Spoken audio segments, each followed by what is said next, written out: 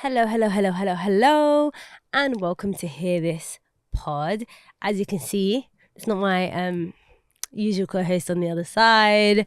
Kosa has, flied the nest or whatever, left us for dead, and we are now having guests, and it makes obviously all of the sense in the world to have a very shy girl, Bukky back right.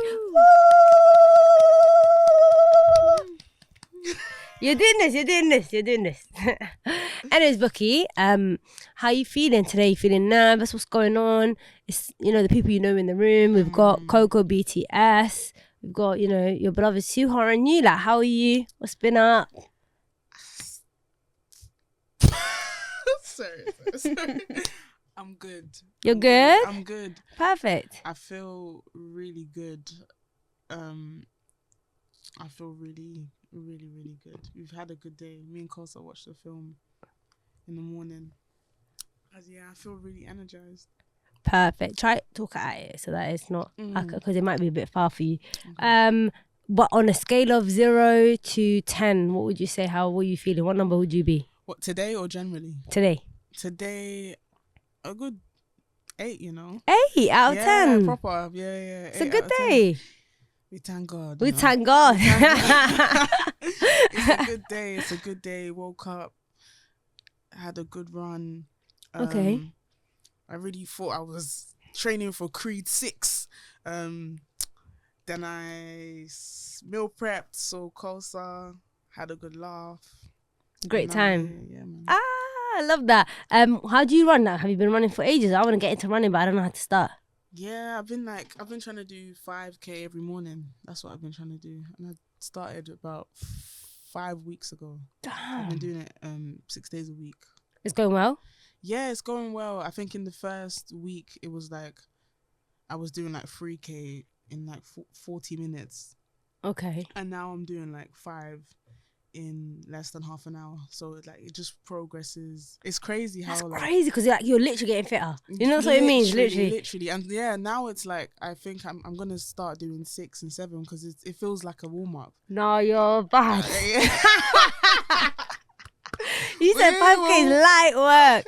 There's a group I've been telling Coco let's go run with. Shall I send them to you? Yes, They please. do crazy runs around town, like London. They'll do from Canary Wharf to God knows central London. But they have like different groups. Like if you don't want to go with the super intense lot, you can start somewhere. Do you get it? Yeah. And then see when you're better than them, just leave them and then move up to the better group. I think you'd eat them up if you're eating 5K for breakfast. Nah. Then Do you know what it is? I think that I'm doing 5K on a treadmill, but when you're outside, I get what you mean. That's why I try to go like incline up and down incline, just to imitate being outside with like True. the bumpy roads. But I think I don't know. And then when you're with other people, it might even get better, because the people motivate you. So I never know. I'm looking at it like as a, It could be like a thing. call. Yeah, it could be like We'll join you. But obviously, I've got the worst stamina, like known to man. But I'm down to join you to like. Why are you lying? Oh, you don't know nothing about me. Kickboxer. Yeah, but I'm talking about on a cardio thing. Like, ask Kosa. Like, I can't Kosa even was run. saying today that Saying what? My guy, you violating my cardio out there in the streets. Domestics. Hi guys. No, I was saying that what were we talking about? We were talking about that's gym, and I was saying I want to go gym with Bukky in it because if you guys don't know, Bukky's a serious gymmer. And then I was like, actually, never mind because Sue went with you, and when Sue came back, she was finished. And I was like, but to be fair, Sue's not like a serious gymmer. She can't sustain for too long. Yeah, I'm not a serious pain type of girl. Like, I just can't. But that's what I'm trying to work on. You look like it. You look like you run like 12K every day. Wallahi, thanks, man. Thank you.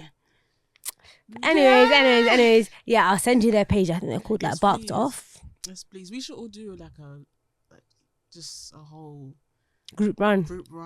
I just want to build my stamina first. You know my house. You know how my street is. Yeah. If I ran from my house to the roundabout, I'd be vomiting. No, but to be honest, do you know only one of the reasons why I can run 5K is that long walk down your road.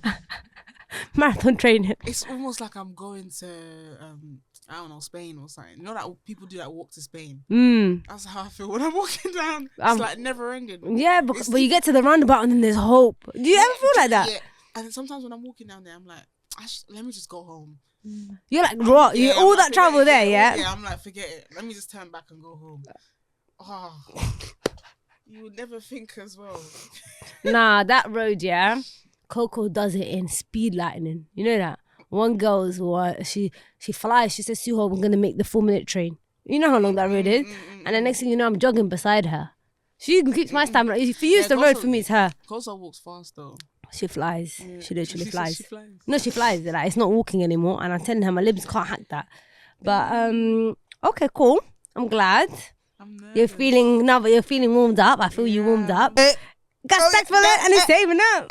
And he ill, he ran, he got gun there, he got balls on the right kind of ill. You know, he might as well go. And the man coach and shit.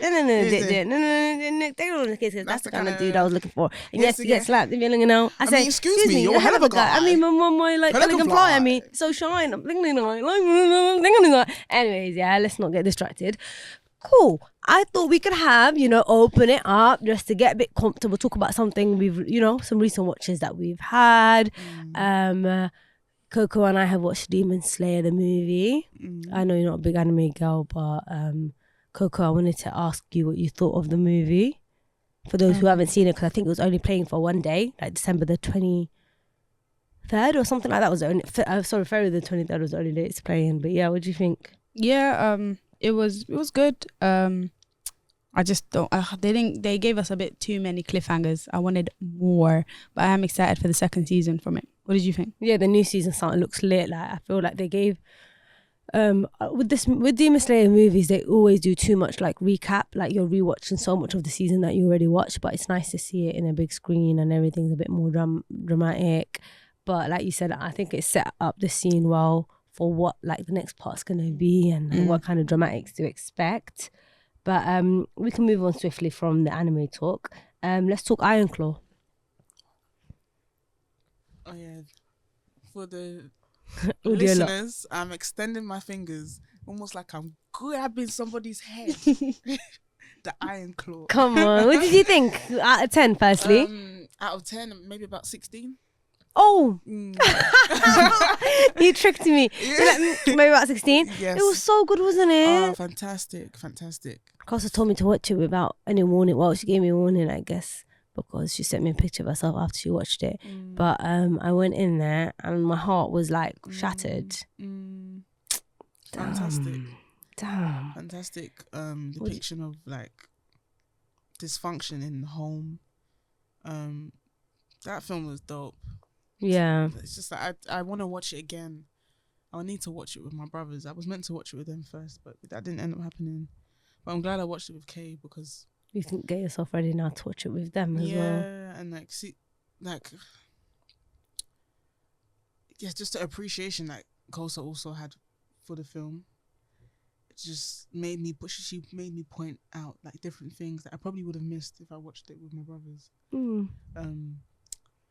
That film was amazing. It was. I think it's probably one of the best films I've watched in the last 5 years. It was soul shattering though as well though, isn't it? And it, like you said, dysfunction in a family can really like damage so many people. Like without you just think your behaviour is unacceptable, something as a parent and stuff, but you're literally shaping lives.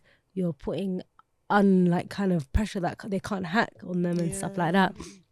Yeah, what about you, Kosa? You put us onto Iron Claw in the first place. What are you thinking? What's your thoughts around it? You've seen it twice now. Yeah, it's fantastic. I mean, like everyone I talk to so far, I'm always like, oh, watch Iron Claw. My favourite film this year, and the year's just begun. Yeah, I just feel like, as someone who's interested in psychology as well, and I find like human relationships very interesting, and how like a parent can have such an effect on a child is so interesting, and like shape them out to be a person. And like if you followed one route, this person could have had a completely different life, depending on the route that you decided to follow, if that makes sense. And like the way how pressure really like has an effect on children and the adults they become. And it's hard because then I feel like that film did such a good job in like not making it evil and a good, if that makes sense, but just showing that humans are complex and parents are parents, and sometimes even though they're making really shitty decisions, it's not because they don't love their children, but rather they're clouded by like such strong ambition that they don't know how to separate that from their life, and that's something that he wanted. That's not necessarily what they want. They're not like toys. They're human beings with like complex emotions. Yeah, you don't need to put your dreams onto them so harshly on each and every one of them as well. Like, you get it? Give people a break a little bit. Yeah, it kind of reminds me of like there's a quote in the Bible. It says like, it be the member of your own household that is like that could be responsible for your downfall. That is not the bar for bar, but it's basically what it Don't says. quote her. That, yeah, it says like member of your household, and I was just like, when they were talking about not to spoil it, but when people talk about curses and they're saying it's in the family name, people hold so much to the name, and they want to kind of convince themselves that it's this kind of thing that's floating around them, when it's not something that's abstract or out of this world, out of our bodies. It's in our bodies. It's our behaviors. It was the father who was the problem, not the curse. He was the disease. You know what I'm saying? It wasn't something that's like floating around you that you can't grasp. And if he changes the surname, maybe it will miss him. Exactly. It's the behaviors. It's the introspection that we need to be doing, assessing how we treat each other, how we raise our families. Even that film's deep, you know, even on like a generational level kind of thing. If you continue to think that these difficulties that are happening in your home are the result of like spiritual things that you can't control, then things are never going to change. But really and truly, it's our behaviors. And he did that by the end when he decided to go home, which I respected. And when he was crying with his sons. That's how you break that generational stuff. Literally.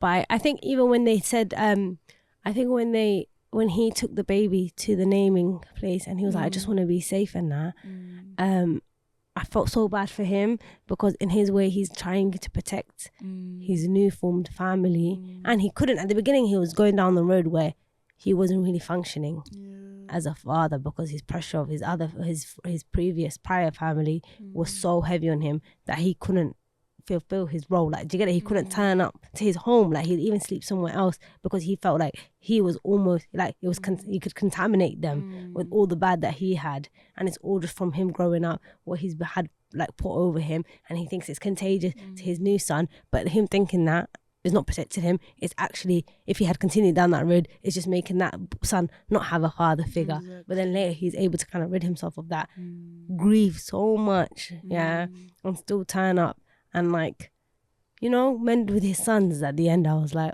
like, that's just how it felt. The what was the line at the end? No, I'm not you can't say it because I'll break down on here. Like, I can't deal with that sentence. He said, I'm not a brother anymore. No, and the kids were like, you can cry, we'll be your brothers. Are you mad? No, guys, if you have not seen Iron Claw, just watch it. Like, I feel like it's worth a watch.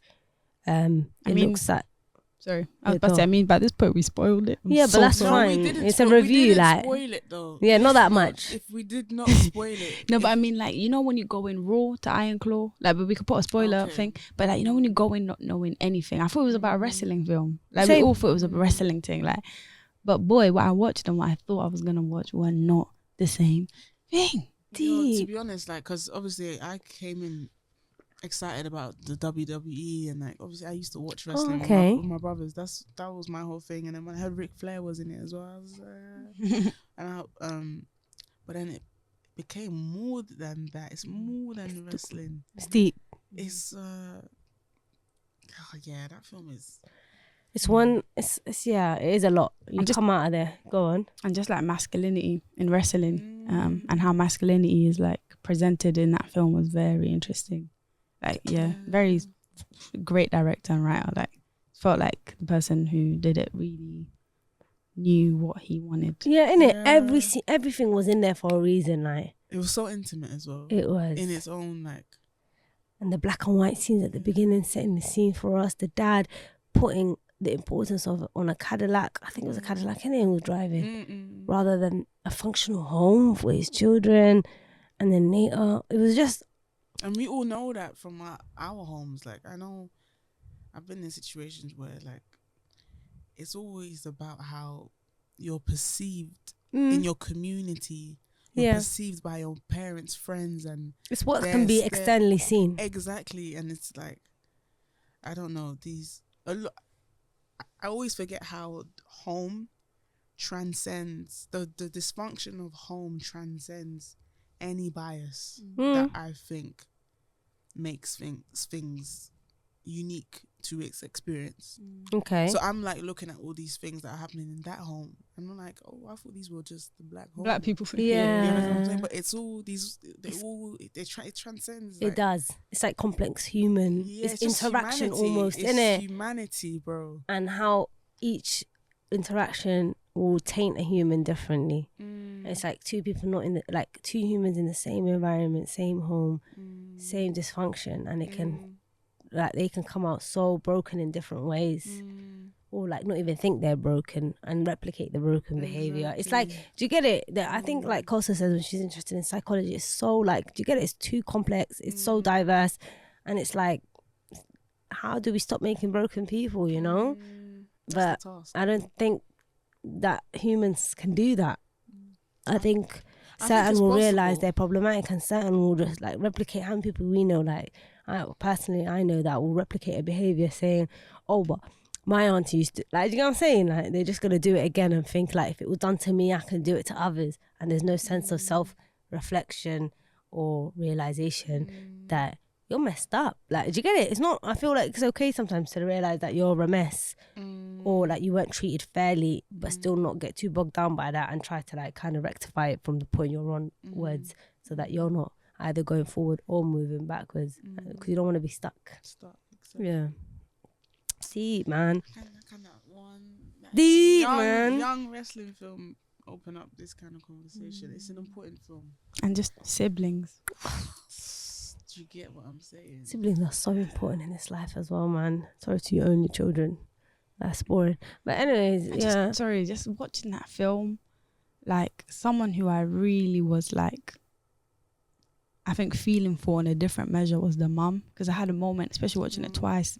I didn't really take in the mum that much, but when I watched it this time, I was just like, the mum. Do you think she's what I kind of thought she was a punk. That's what I thought when I first watched it, but I think the mum is suppressed emotionally, and like I think she's in a very like this spot where like there's this person who she loves and knew, especially when she was talking about him on the table, and she was, he was such a well-rounded man, and he played music, and you know, in life there's this person, there could be people you fall in love with and you know the extent of the type of person they are, but then life and environment changes them, but you're still holding on to like that whole potential of that person that you thought or knew they were. And I just felt so, the dad really took over everything about that family, if that makes sense, and he took responsibility for like making the boys the men, and like what their choices were going to be in everything they did, that the mum never really had someone to like slot in, if that makes sense. And there's no space for her. Yeah, and she would always leave it to, that's between them. And I think she had a bit of fear in her, if that makes sense, where like she couldn't really step in. And like as her sons, you know, it's past and stuff, you could just see like it's a thing, like a mother's, like you birthed this person, you brought them into the world, and then to just see them leave before her, so many of them leaving before I just her. felt for her, like you could just see that she slowly like died, but then at the same time rebirthed, if that makes sense. Yeah, she was like the end, man. She was like, shut up about your dinner, my guy. Literally fucking banging. That's what she said. I don't know, she like, I just thought she was I was really interested in her from the beginning, because there's obviously like marriage has kind of changed. There was like, marriage used to, I think for some people it still is this way, but it's less about duty. Like when people think about marriage, they don't recognize the duty. Okay, So when people think about marriage, they think about the sweetness of they think about the sweetness, the compatibility, and all of those other things. But when you get married, there's obviously a duty of care, but there's a duty of your responsibility to be who you need to be in this situation with this person. And a part of that duty is making sure that whatever happens that's negative, especially when you have children, you your motives should always be to rectify the situation and to make it work. So if you're having doubt about this person, you're supposed to kind of convince yourself to make it work before you convince yourself to leave the situation. But nowadays, I mean, it depends on the situation and the circumstance. 100%. But I think children changes life. everything. But at the same time, continue your thought first. No, I was just saying that to say that she was a woman of duty. And I don't, my opinion on marriage is kind of changed. Sometimes I'm like, I'm for it. Sometimes I'm against it. But the way she sees marriage, that duty, it feels almost suffocating to me. Yeah. But I think with the right person, it can be a really beautiful commitment. But being in a relationship with a type A man like him, where he is like responsible for almost everything, he makes most of the decisions, he's almost her, like 3/4 of her brain. And in nice situations, when you like, if you're an indecisive person and you want to decide what you want to eat, and you're with nice to somebody have that. who's quite decisive, that's really nice. But when I think about years of being with someone and they dictate everything, I don't know if I could be in that. I don't know if, You will lose yourself, innit? exactly, I don't know if that level of duty aligns with how I see myself. So from the beginning, I just felt really, I didn't pity her, I empathized her situation and the duty that she thinks that she has to do. I think a lot of parents, a lot of African women and all, like, bare people just feel like they have to subject themselves to this duty. They have to be this person for their household. But she didn't need to do all of that. As a result of doing all of that, she ended up with lose so much grief and like, do you know what I'm saying? loss. But at the same time, I think sometimes with these kind of things, because imagine how many years she would have been married to this man, how many, like, your way of normality is being forced upon her, like, not forced upon you, but you know, sometimes naturally when certain things happen, you, in the moment, you think on it like, okay, cool, there's decisions to make, and the choices you make in life later like take you down a certain path, isn't it? I think probably with some women, what happens to them, and some men sometimes as well, what happens to them, the partner they're with is a certain way, like Kosa said before, like life or adulting's like kind of shaping them, and then they don't realize, like, you know how they say, like, if you put a frog in a pot with cold water and you put the heat on low, the change is so small and so gradual, it doesn't even realize the water is boiling. I think that's what probably happens to a lot of couples, where you've been in this place where you're slowly getting tested. You know, humans, you know, you're slowly getting, even with like certain abuse victims, slowly you letting a little thing go here, or something's happening, or you're like, he's making the decisions for you, that now 10 years down the line, the water is hot, like, but she doesn't know it. This is normal. But I think that what you're saying is 1,000%. I believe what you're saying, but I think duty is only negative in that way when only one person is abiding by their duty. She was in her duty and he wasn't. He's living like a manager. Exactly, because managing the home. Exactly, because a part of a marriage is letting people know it's boiling. Letting people know it's that it goes from tepid Let's to cool hot. down. And being aware of that constantly, as you said in the beginning of the conversation, that awareness of how you're feeling and how you're changing. It's human to be tepid and it's human to be hot. But what doesn't help a situation, especially when what doesn't help companionship is when people are ignoring that, and when people are acting delusional and they won't talk about the problem. Exactly. And they think that what they're doing is the right thing. It's really complex, like we said, isn't it? Certain things are so hard to talk about. Talking in older couples wasn't really a thing as well. I think we're more talkers, or like flag the problem humans now, to be fair. If you think about it, a lot of homes people have grown up in, it was like a brush, move on. If you talk about it, it almost brings it to life. So people like to not talk of a problem. Whereas imagine you and I have a problem and it's tense and we're just like you and I going around each other, even as friends now, me and you, Bukky.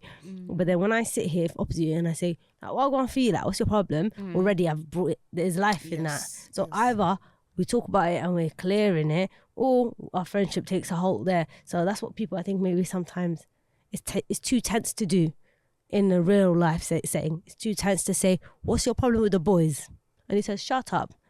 Now, like, do you get it? So either the marriage, is it done, or am I abiding by your rules? Like, certain people don't like the finality or the awkwardness or the tension that a certain conversation will bring. Yeah. And I hear that. I feel that as well. Mhm. Sorry, go ahead. No, good. And just like, I don't know, like talking about it now, I don't think the dad's evil though.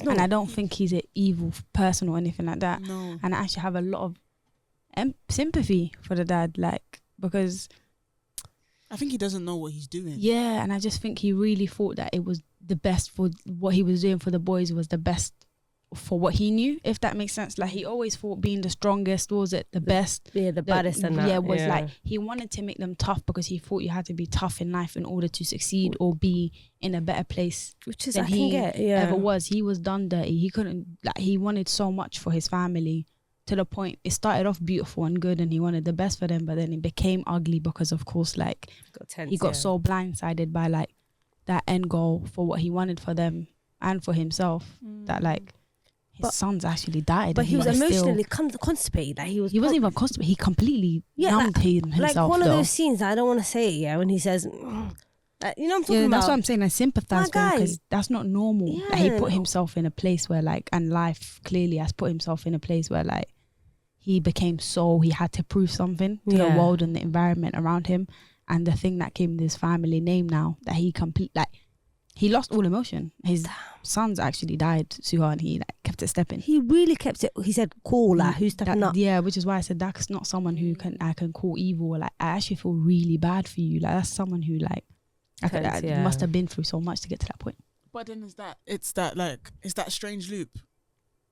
If we had another hour of that film, they probably would have given us a bit of his backstory. And Yeah, true. We would have seen the same thing. Probably, and then for that dad's backstory, the same thing. But this kind of makes me want to get into the conversation of where's accountability, because this is why I think people really need to think about having kids before they have kids. Like, I think having kids is probably the biggest decision that people, like, anyone can ever make. Yeah, procreating is you know what I'm saying? things, It's a serious. Like, I don't know why everyone's acting like they're like buying chicken or something. It's because you probably think of it as serious, where certain cultures it's just a side effect. It's something you do. It is a side effect, but it's a serious side effect. Yeah. As in, if someone tells you have stage 4 cancer, you're not about to go to buy Capri's or banoffee pie and walk around in Capri's. Do you get what I'm saying? You're gonna do something about it. Do you know?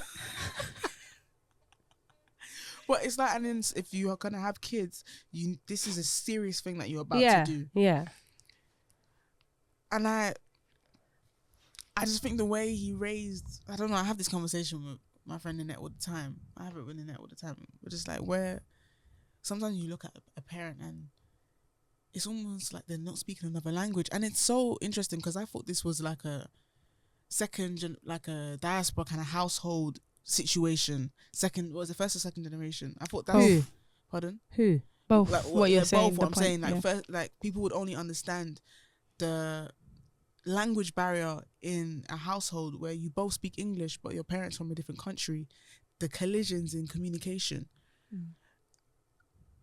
I thought that, but then I'm seeing these emotional language barriers. Yeah, true. And it's insane. Beyond Generational, like, but it's almost like that scene when it happened, and within 5 minutes the dad was like, okay, so one of you guys are gonna have to take the place.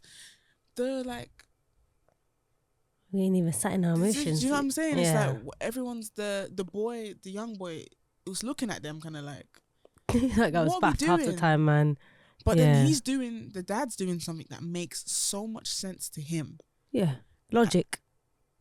But for me, it's like, if that makes so much sense for you, and it's completely illiterate to me, we must be in different worlds. And I'm trying to figure out now, as I move in life generally, how are we all interacting with each other in our different worlds? Yeah, 'cause How we're are we all in gonna different. how can we even make it work? It's not working right now. That's why the world is the way it is. Well, Yeah, it's true because people are on different Do you know what I'm orbits. saying? Yeah, they're not on the same, like, you know. I think about our families and the constant. Do you know what I'm saying? Constant stuff with human beings. Yeah. They're all in different worlds. We but are. like And there's, we're not connected. We're all disconnected. I know, and it's difficult because whose orbit are you gonna get on? Because if you chat to someone and they're like, yeah, they're on, like, do you get it? There's good and bad, even in, like, I don't know how to explain it, like what I'm trying to say, yeah.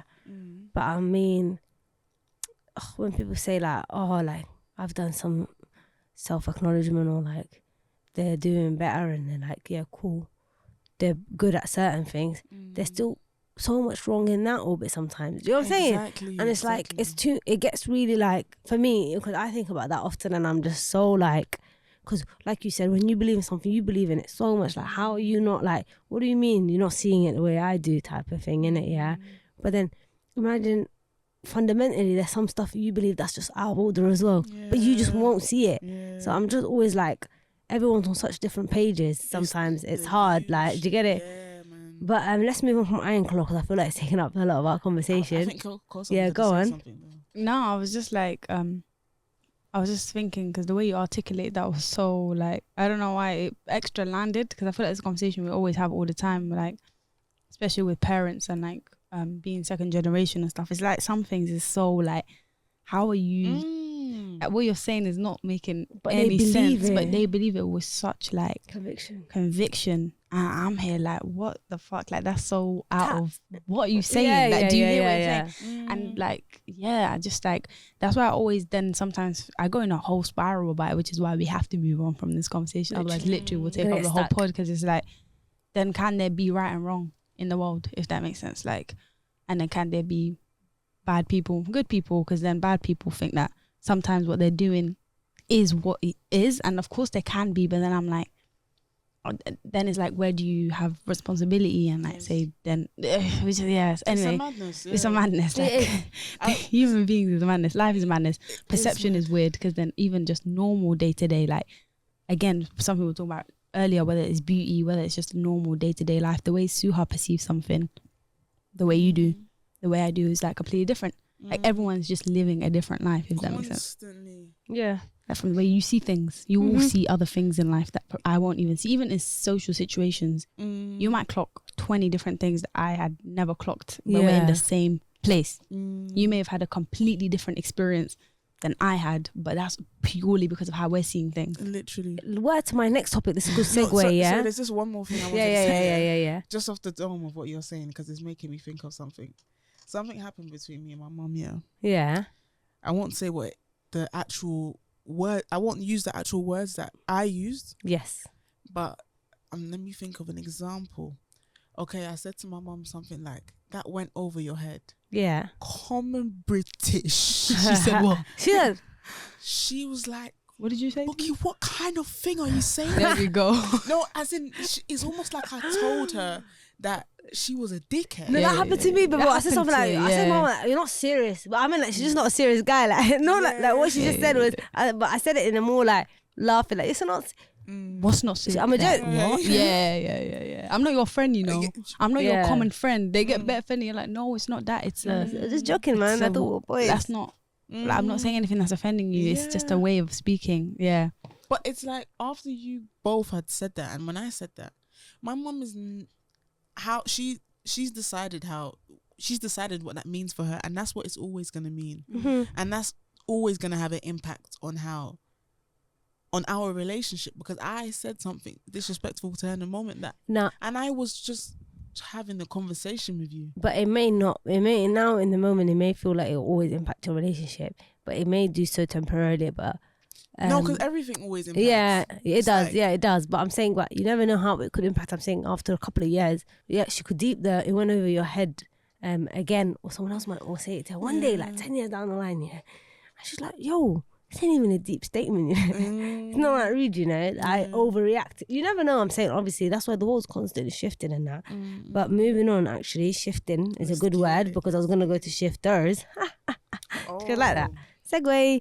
But Is this love? Is this love? Is this love? Is this love? that I'm feeling. Shifters. Let's talk shifters, yeah? I was going to segue it earlier, yeah?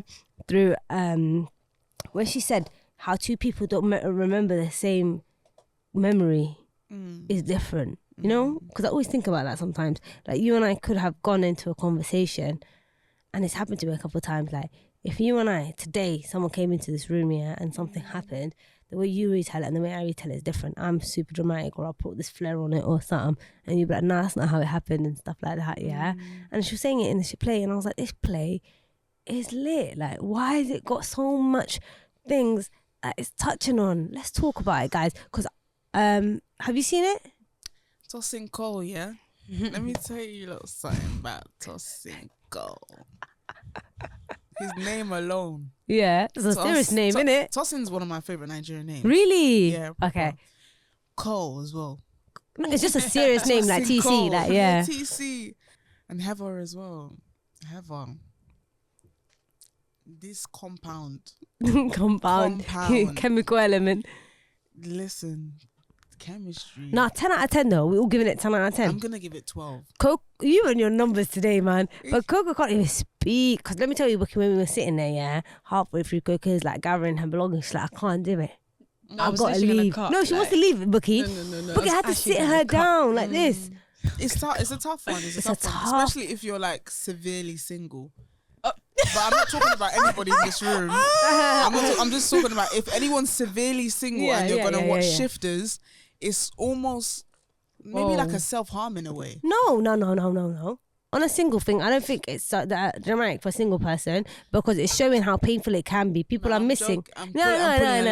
I'm not taking any offense as a single person, but I'm saying so it's I'm saying like it's showing that it's almost too painful. They're missing each other. Then there's a great love, and it's nice to see the great love. But I'm saying all the painful surroundings around it, and 8 years or like nearly a decade, if not, of them missing each other. Don't you think? Would you rather be single and like, or be with a person and never experience something as painful and long and intense and real as that? Or never know it. I literally always think of that by myself. But I think it's always better to feel. I always think it's better to feel. Okay, so you'd rather experience it, yeah, than be single. What about you? I think. Come closer. I think that the reason why that relationship was the way it was because of time, and I don't think it's the density of the love. I think it's growing up. I think it's time. Because I think people can experience like love that's powerful and it's dope and it's like, but I think the reason why that love aches in the way that it does in that play is because of the time. I disagree. When you say time, what do you mean? Like the time in like how like the way they grew and changed as human beings into adulthood, or do you mean the adulthood? The when love becomes a memory, when it enters the memory space, it crosses imagination. As you said, it crosses what you remember it to be. You're trying to figure out, it's grief essentially, and you know, so many people who like when they lose like a parent from an early age, some people don't even remember what their parent sounds like. Yeah. And that grief, when you mix grief with love and time, and as time goes, images and feelings, they either reduce or they become more translucent, and you're just trying to reach it. And everyone knows, trying to reach for something that you can't even see, like you lost something under the table, you can't even see it, and you're trying to find it. That's harder than looking underneath the table and finding something.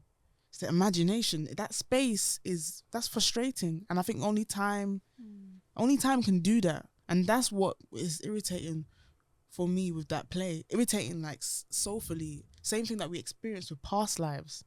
It's the time in between, what you do with it, how it makes you think, the stuff it opens up in your mind, the possibilities. There's nothing worse than a failed experience adjacent to the prospect of a possibility. I'd rather I fail in something than sit in an abyss and think about how it could have been, or reminisce on how it used to be. Because more time, how it was in the moment isn't even how I remember it to be. That's just off the dome of what you were saying before about how we remember things. We never, and that's my frustration with memory. We never remember things as they were. We remember them how we need to remember them now, and how our experience is now. But I don't think it's really time though, personally. I can see where you're coming from and stuff. But I don't think it's time. I think it's more the like unsaid words between human beings. Like they're both feeling so much more than they, as teenagers and stuff. Do you get it? And they haven't had the growth, or like they've got the fear that they can't say things to each other. So then there's so much that now remains unsaid. Like the girl, you saw how long it took for her to open up and stuff. There's unsaid love between them. No one wants to actually bring it to life and say anything. And then add it with the time, there's just too much that remains unsaid between two human beings. And then that manifests first into something that's in the room with them. As you can always, I felt like every scene I could feel something is in there with them. And it's almost, imagine all their unsaid words came together and it just sits around with them until finally they just need to get it off their chest. And like, you get it, the last scene, they've got a lot, they're saying everything they didn't say over that 10-year period. So time won't really make it 1 year, make it 5 years, make it 8 years. What you fill in with that time is the substance of the love. But it's because literally you're both saying, that's what I'm saying. Don't you think time creates that though? Don't you think time creates that opportunity for that unsaid too, and that like because it took her so long to get there? Does that make sense? And like time is the catalyst for that though, because if you guys had, and you knew you had 1 year until that person, God forbid, passed, you would never have thing for unspoken and this, with both of them being so bouncing around this because of the fear and the and like trauma and etc. Because I feel like time creates that. You never know when, like, just I'm trying to say. So I'm so excited I can't articulate myself. Because you never know when your ending is. So therefore you're always going to be bouncing around with this person. You're going to overthink this, that, and this, and you're going to always like.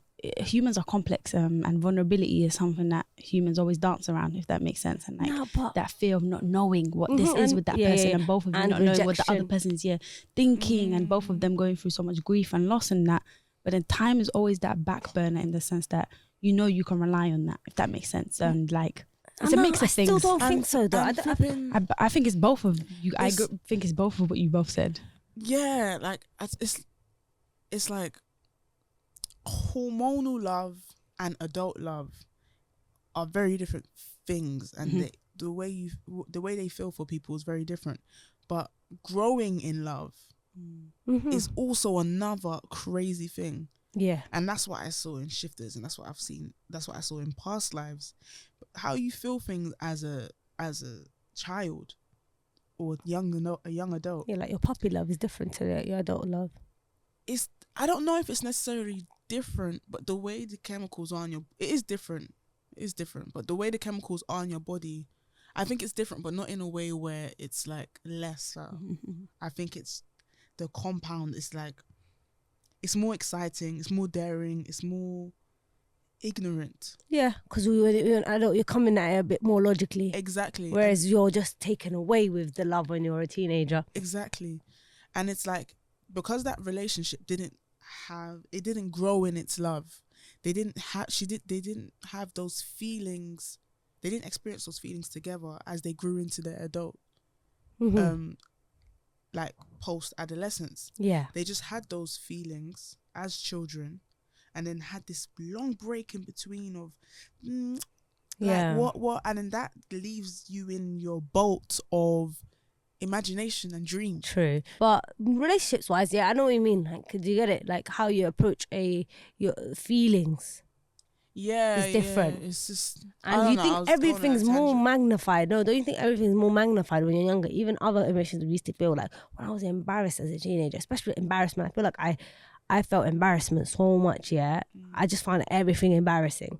Yeah, like, you're sensitive, you're tender, you're a child. Yeah, like as a teenager, and then everything, like it's the end of the world. Like if you were embarrassed in school or something, or your mom said shouted or something across like the playground, I felt like I was gonna die. But I think that's why it's interesting to know what changes that your emotions then become. I think you understand that things just go on. I always wondered. I do think though, people always belittle young adults or children's love, but honestly, actually, I think when people are young, especially like before teenagers, the honest, most purest form of like what love is, if that makes sense, without all of that like adult thing of responsibility and logic. And when you become adult, you're thinking so much more about like external things, and of course, like you are adult now, there's things that you have to like slot into place, which is why like when there's like young kids, especially like 10 and 11, and you know they have this spark and like not love in the, you know, lusty or anything way, which is why I always think it's so like pure and beautiful, and it's nice to see kids, which is really rare, who are in love and then grow together, and like that's why I like Shifters, and then we find that love because it really stays with you, like what she said, like it really stays with her, and she finds it so hard to feel what that is for someone again. Oh, it was such a good play though. I enjoyed the pacing of it so much. I like the humor element of it. I love when something, if it's a movie or anything, I feel like when it can do comedy as well as serious topics, it's always nice because you get to not just be in one emotion for so long, because I don't want it to be too deep for too long because it's too tense. Like, do you get it? For me as Suhaar, but so I liked that it was the girl's personality type and stuff was cool for me. Yeah, and the guy, that's life though, that's what's real. It's not always sad. Yeah, like, do you get it? Life's like that, like especially black people, you're just gonna be making everything funny even when it's peak. It was so good, in it, the way they just giving us the ages and different moments. Great actors. Great actors. Oh my god, 10 out of 10 man. Congratulations to them both, honestly. Making I loved stuff that it. making something I could talk about for hours. They brought that back to life. I was telling Kosa I'd watch it again, and I just don't I don't really watch things that much again, because Kosa, I feel like, has the patience and the like understand that she wants to go in there and pick up the subtleties that you missed in it. You enjoy that, I feel like, sometimes, and like looking at it from a different angle, and a new day she might go in with a new like kind of perspective. But normally if I watch something, I just fucking like I'll park it off, like, unless I'm coming back to a rom-com in 10 years. But then this year I was just like, wow, like, you know, it just made me feel so much. And I think anytime anything makes me feel too much, I'm just like, oh yeah, but I felt like my heart was gonna burst. Oh, okay. All right, cool, girls. We're warmed up. I've got Vibe Check book. Have you ever played Vibe Check? No. Vibe Check. Okay, so there's prompt cards in here, yeah. I think it's designed for people, like, it's like thought-provoking questions to connect and vibe with each other. Muslim people, because this Muslim podcast girls made it, they made it, the goal is to like make the communication and search for marriage easier, because a lot of the goals of like people getting married in a Islam sense of view is not to go on it on a super emotional one, but more on like if you're compatible. So I think that's what this is like I'm supposed to like, if you answer a question a certain way, and I can see how you think, for example. Does that make sense? Yeah. So I'm just gonna pick a card from here. Oh, this is a good one. No. Okay, cool. I'm gonna pick one, sorry, and then you pick one, okay? Okay. Wow, this is on theme. And there's different categories. All right, okay, cool. So we've picked our cards. I'll go first. I have an intimacy card, and I think it goes well with what we were just talking about. Finish this sentence off. So I'm not going to answer it. You two answer it for me, okay? Love to me is...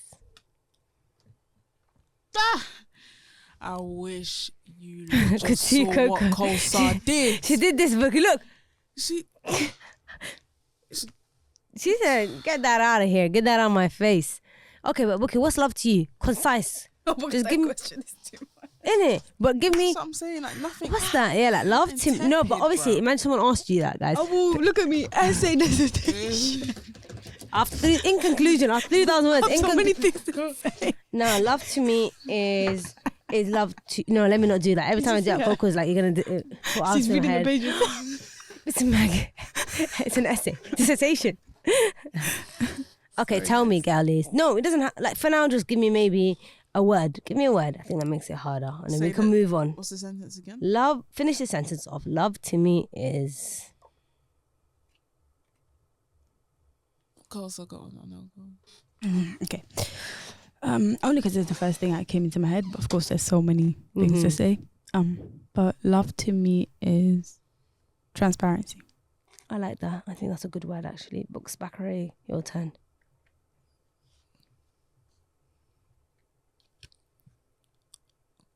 God or freedom.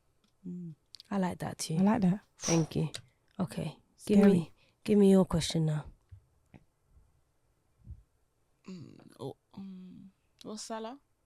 Prayer. Thank you. How do you think your relationship with Salah can improve? Okay, I think that's a good Salah. Yeah, you're right. Salah. But I think that's a good question. I might as well have said salad. Salad. Salah. But I think that's a really good question, especially with Ramadan coming up. It's a time where Muslims worldwide kind of like get to do some spiritual introspection and like, you know, see where we're at and where we'd like to improve. Salah is something I'd like to like super focus on this Ramadan, inshallah.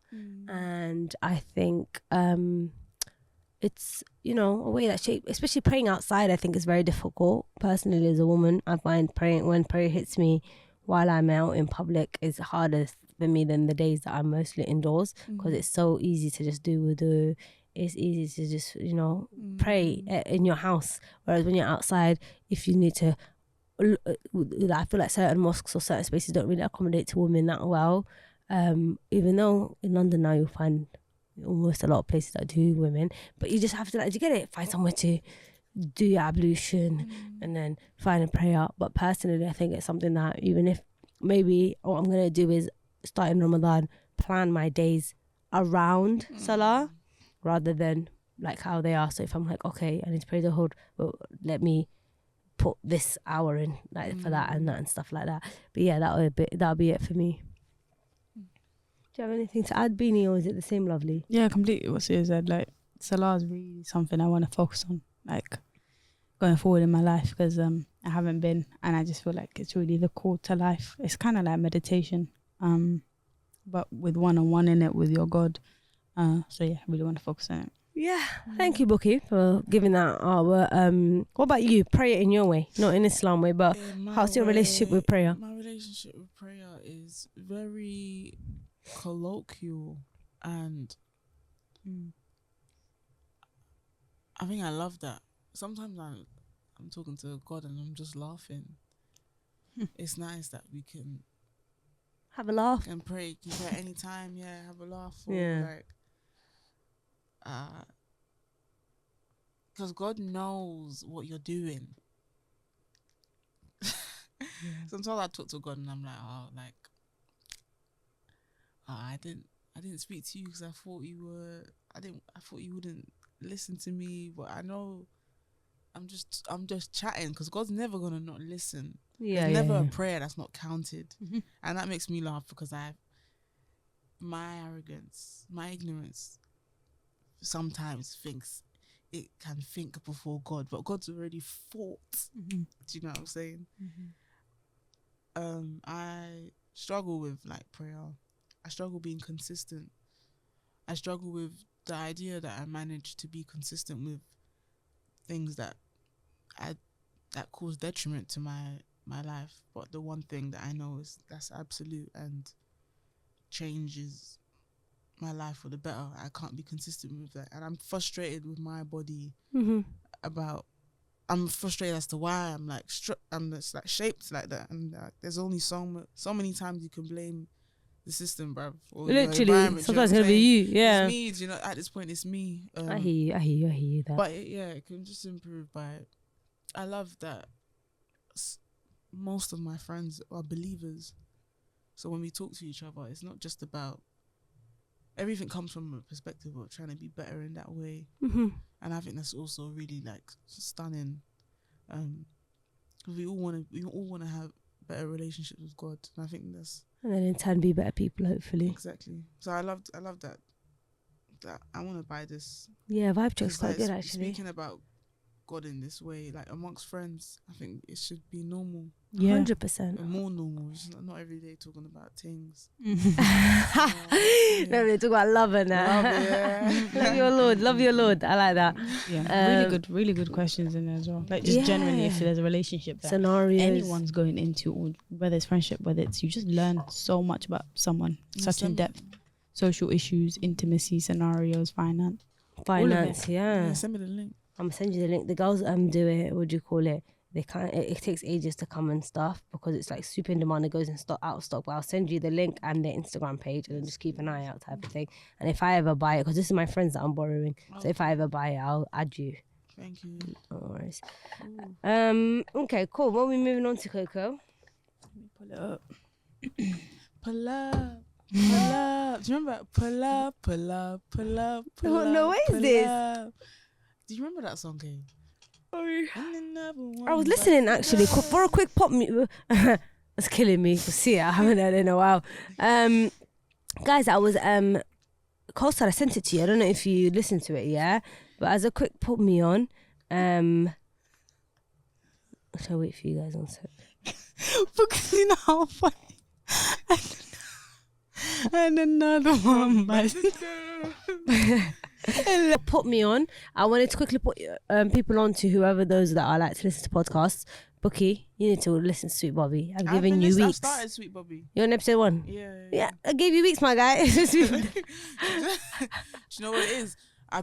You don't like it? Like no. listening? I do like it, but I just keep getting distracted. Yeah, just focus it on more like the way with podcasts you have to be smart. Like, don't come to listen to it. Come listen to it when you're cleaning your toilet, when you're doing your nighttime routine, if you're like in a bath after the shower. Like, you get it. That's the best times. I just need to find time because like I listen to loads of like fitness pods, like David Goggins. I need to get used to like.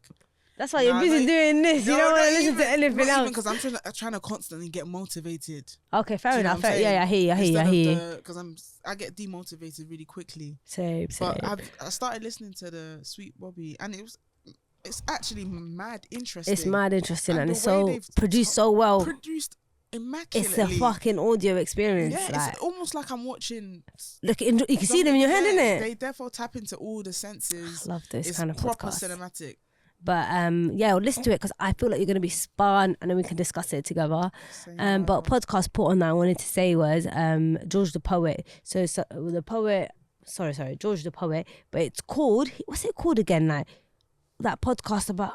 I'm sorry, I'm listening. Yeah, have you heard George's podcast? Listen to those episodes. Every episode I do random episodes. Yeah, right now I'm listening to Jamaican Them Are Crazy, and I send that to you, Coco. And I feel like the way he's like a spoken word poet kind of guy from the name. Poet, you know George the Poet. I didn't even know him like that, but he's talented, yo. Yeah, he does podcasts where he does like different stories, like one night in Kampala, and it's like he puts his poetry into it, but with some sound design, and it's like a movie. I'm listening to the Jamaica one where like how USA and UK like always tried to like cripple countries and stuff like that and send the CIA in, but he does it in an interesting way, and he's got his son at the beginning like making cuckoo baby noises and stuff, and it's just like it's a nice way I like the way he does it, and he talks about like like every country's right to like self-determination and stuff like that, which is always interesting to learn about.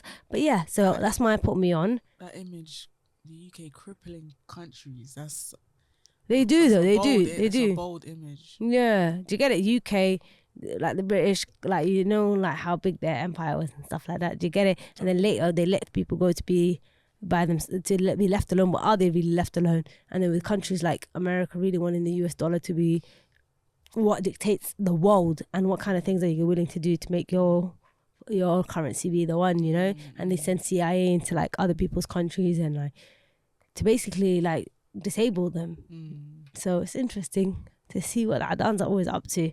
Never good. But anyways, cool. I also had a question for us to wrap up on, just a discussion topic. I wanted to like kind of pick your brain. Sorry, like, side note, like when I do this, I just feel like Stevie Wonder. Do you know the way he nods when he's singing? He's like, do you know what I mean? I just love Stevie Wonder. So, Books Bakray, I want to pick your brain as a Nigerian woman from a Somali woman. Are traditional, I wrote this, yeah, so what do you think of this? Are certain traditions in our cultures going to die out? And if they do die out in the diaspora, but are kept alive back home, will there be disconnect? That's like, send me that question. I will do that for you. That's a big question. Can you say the question again, sorry? Of course I can. Let me read it out for you again in a dramatic voice. Give me a sec. Give me Thanos. Are certain traditions in our cultures going to die out? And if they do die out in the diaspora, but are kept alive back home, will there be a disconnect? So, because people are still the same people, but in different locations. And what's that going to mean? For now, we're going to have certain different traditions within a culture. I think traditions in a culture dying out isn't necessarily a negative thing. I think that separation between across cultures is the breed of a new culture in a way, and I think that's like my biggest like quarrel with this new age of like spirituality or trying to get closer to who you are.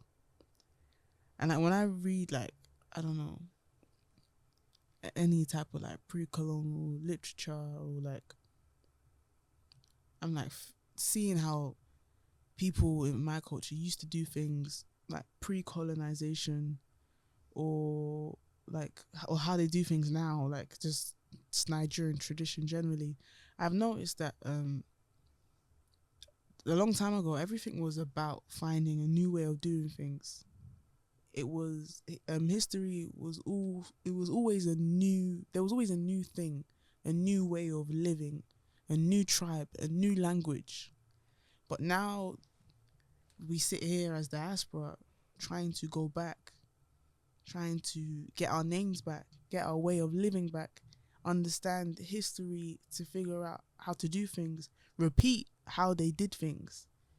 But I think that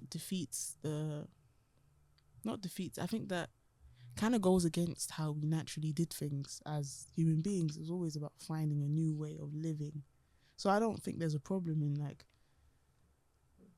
in new culture, new ways of, new traditions, new families, new homes, and all of those kinds of things. I actually think it's really like fascinating, and I think it's really cool. But I think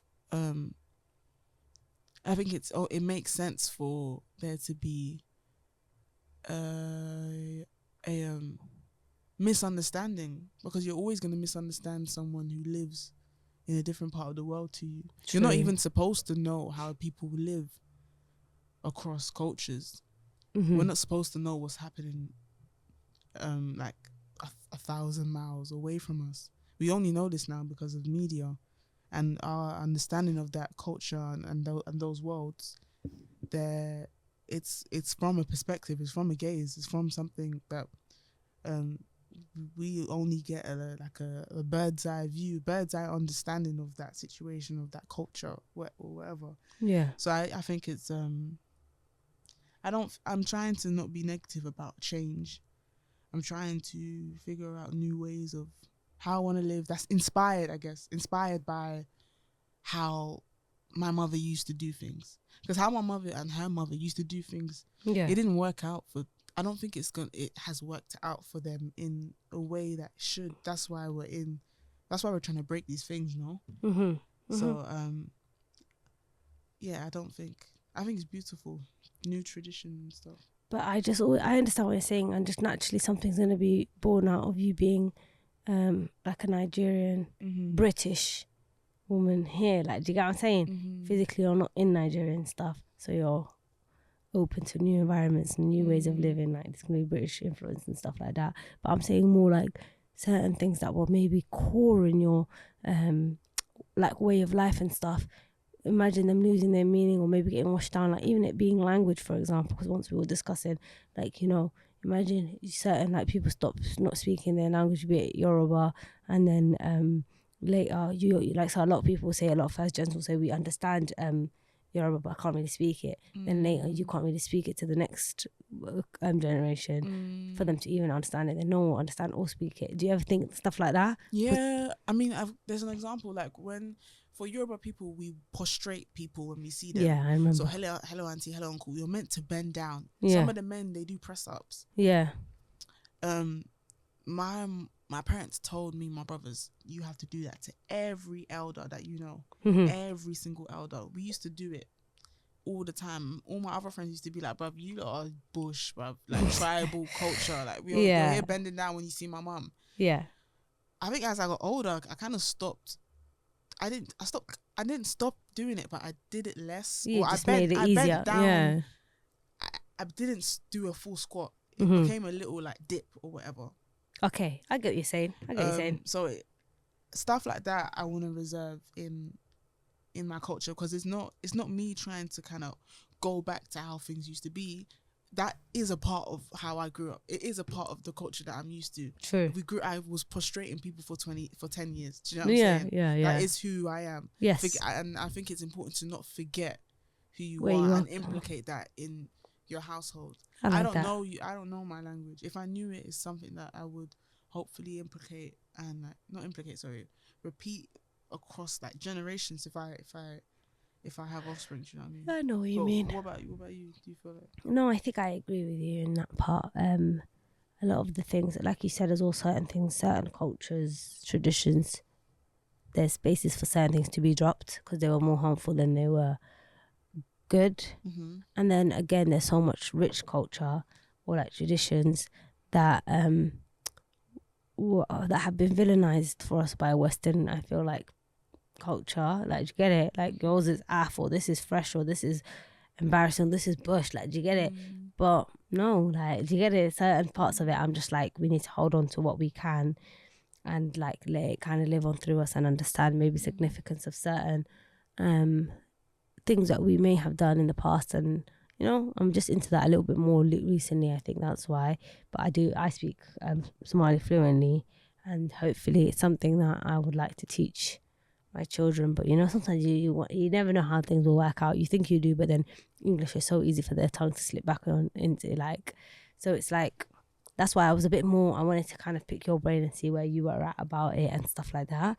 But Kosa, do you have any input, my love?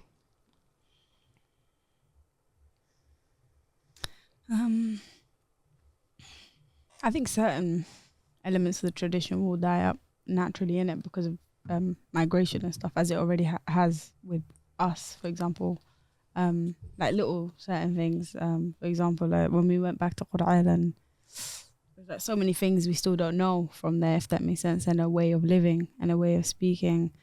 And like Barambur, for example, I'm just going to use that because that's something we've been talking about so much, and I was thinking about I can never do that if you gave me a set of drums. That I can't do that riff like that, if that makes sense. Or just like tribally, there's a lot of information I don't know or have, or importance I don't really heavier, like there, I can't understand it that well. Exactly, and I don't have such importance to tribalism as they do there. So some things naturally do die out, but I think like it's important to preserve some things about tradition and culture, otherwise they get completely lost.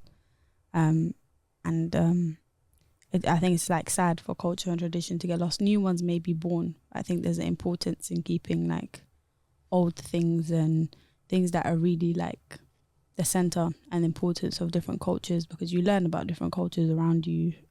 Whether social media will never do it justice, but rather growing up with people in school with you that share 100%. different culture, like Nigerian culture. So much I know, a lot of things I don't know. So much I know, and I think that's just something that's really important. To just learn about humans and yourself, and keeping it and preserving it is important. It's true. I like that. That's good answers. I also think that sorry. No, that's That all right. like with what you're saying, Kay. We're not you guys are not representations of Somalia, and I'm not a representation of Nigeria. Mm-hmm. Living in the UK, like there are actually people our age, people our body types, people repetitions of who we are physically that live in those places, who are living lives that are not similar to ours, but they're going through similar experiences. They're young people in Somalia, they're young people in Nigeria, who are completely embedded into the culture, 100%. who live that tish. Do you know what I mean? Mm-hmm. I feel like there's so much pressure because this whole like multiculturalism thing, like there's so much pressure to represent your ethnicity when you live here. Like you have to know Yoruba, you have to know something. Yeah. Do you know what I'm saying? But they're like, as you said, what George the poet said about crippling Yeah.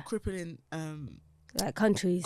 Yeah. Black It's countries and brown countries. Yeah. crippling black and brown countries or any other country. It's like where that representation that people seem so necessary here kind of adds to the invisibility of the people who actually live there, who are like repping their culture, and they 100%. will rep their culture until eternity. And they're repping it hard. Those countries are not going to die. Africa is not going to die. 100%, and you can go back and learn from it. I feel like that's a good wrap-up point as well, because we have, shared some very important conversations here, and I enjoy you coming on. So yes, we will wrap up. Thank you, Bukky. This is a kick a nigga to the curb. Hey, get out of the studio. I was chatting, No. Anyways, this has been Bukky Bakare. This is a good friend of ours. It's a family friend. She's a talented woman, an actress, a beautiful, lovely human being, clever, smart, all those good things. I'm not going to continue because we don't want to embarrass her. All right, but Shay she's Shay. the love of my life and that. Shay Shay. Close Shay Shay. What's Club Shay Shay? You know the Cat Williams interview? Yeah, no, I didn't guy- watch it. That's why. But Sorry, you know man. the guy he did it with? Yeah. Yeah, you're moving like him. Why? Is that what he says? Because he just bigs up his... No, because you deserve to be bigged up, don't you? Absolutely. Yeah, you're here. You come through these doors, you're going to get bigged up, my girl. So you and your Club Shay Shay sit there and listen. You understand? So anyways, yeah, skin's glowing. Homegirl's looking good. She's giving us really good topics of discussion today. It's always a lovely conversation with Bukky. Anyways, please, I'm sorry that we were missing. I'm always missing. But we're back and we have guests now. Subscribe. Send the pod to a friend. Love me and I love you. Please listen in on Spotify, audio platforms, on YouTube if you want to see our lovely faces. And hopefully we will see you again next week. If there's any topics you want to discuss or a guest you'd like to see, drop me a DM. And thank you.